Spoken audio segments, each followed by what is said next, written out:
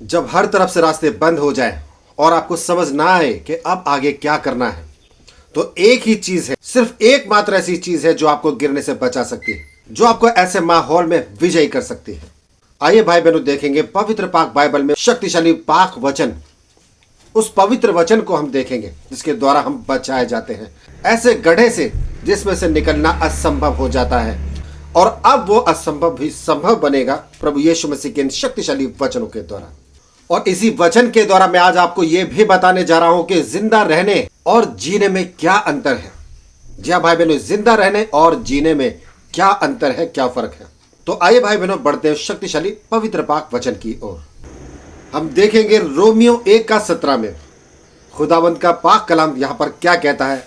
आइए देखते हैं। क्योंकि उसमें परमेश्वर की धार्मिकता विश्वास से और विश्वास के लिए प्रकट होती है, जैसा लिखा है, विश्वास से धर्मी जन जीवित रहेगा। आमीन। जी हाँ भाई बहनों, धर्मी जन अपने विश्वास के द्वारा ही जीवित रहेगा। यह वचन की तफसील है। यहां पर फोकस जो है इसी बात पर है, धर्मी जन अपने विश्वास से जीवित रहेगा। मैं आपको बताना चाहता हूं भाई बहनों, इस वचन का अर्थ बहुत गहरा है। जो एक सच्चा विश्वासी होता है उसका पूरा जीवन परमेश्वर पर और उसके भरोसे पर टिका रहता है। और इसे हम 3 मुख्य बिंदु के रूप में समझेंगे। जी हाँ भाई बहनों, 3 तरीकों से आज मैं आपको समझाऊंगा। पहला, विश्वास ही आधार है।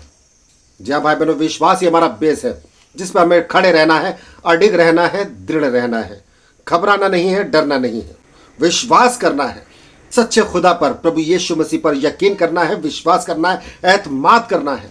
मैं आपको बताना चाहता हूं, हमारी अच्छी मेहनत, हमारे अच्छे कर्म, अच्छे काम हमें परमेश्वर के सामने बेगुनाह साबित नहीं कर सकते, हमें धर्मी नहीं ठहरा सकते। कितने अच्छे काम कर लीजिए आप, कितनी अच्छी बातें कर लीजिए आप, लेकिन परमेश्वर के नजदीक हम धर्मी नहीं ठहर सकते। तो हम धर्मी कैसे ठहर सकते हैं? सिर्फ और सिर्फ यीशु मसीह पर विश्वास करने से। क्योंकि यीशु मसीह पर विश्वास करने से ही हमें हमारे पापों से मुक्ति मिलती है, हमें क्षमा मिलती है। क्योंकि पाप और गुनाह हमसे रोज होते हैं, छोटे बड़े गुनाह और पाप हमसे रोज होते हैं, कभी आंखों के द्वारा, कभी जहन के द्वारा, कभी अपने शरीर, अपने चाल चलन के द्वारा।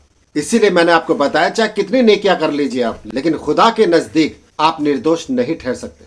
अगर आपको निर्दोष बनना है, पाप मुक्त होना है, दोष मुक्त होना है, तो आपको यीशु मसीह पर विश्वास करना है। क्योंकि खुदा ने फरमाया है अपने पाक कलाम में, मार्ग, सत्य और जीवन मैं हूं।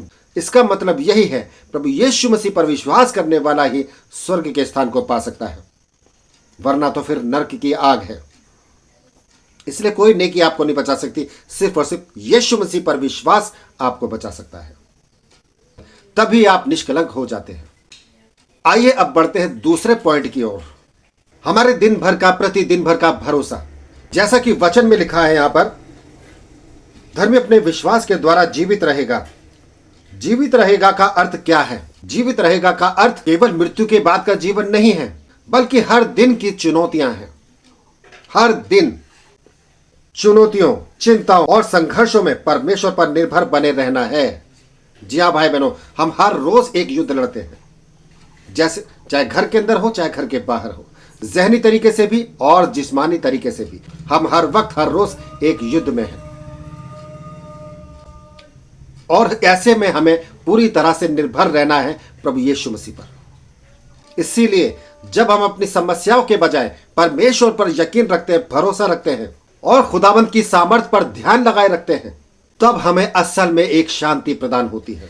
वो सुकून प्रदान होता है जो किसी और चीज में नहीं, कुछ करने से नहीं, कुछ कर लीजिए नहीं मिलेगा आपको वो, ना सुकून ना वो शांति, सिर्फ और सिर्फ परमेश्वर में मिलेगी। तो आपको क्या करना है? ऐसे हालातों में आपको खुदावंत पर यकीन रखना है, प्रभु यीशु मसीह पर विश्वास रखना है, ताकि आप विजय हो सके, जयवंत हो सके हर एक परिस्थिति में। आइए भाई बहनों, बढ़ते तीसरे पॉइंट की ओर, और ये तीसरा पॉइंट है परमेश्वर की शक्ति, खुदावंत की ताकत, पावर, सामर्थ। ये वचन हमें याद दिलाता है कि सुसमाचार में परमेश्वर की सामर्थ और ताकत छिपी है, सच्चे खुदावंत की शक्ति छुपी है। इसीलिए जो कोई विश्वास करता है, उस हर जन को मुश्किल और कठिन परिस्थितियों में खड़े रहने की ताकत और बल प्रदान होता रहता है। वो हंसते हुए सारी परेशानियों को, सारी ट्रबल को, सारी मुश्किलातों को पार कर जाता है, उनको रौंदते हुए। और ये ताकत हमें सच्चे खुदावंद यीशु मसीह की ओर से मिलती है। तो भाई बहनों, ये है वो आज का शक्तिशाली वचन जो हमें बहुत बड़ी ताकत, बहुत बड़ा बल देता है, हमारे जीवन को आनंदित करता है।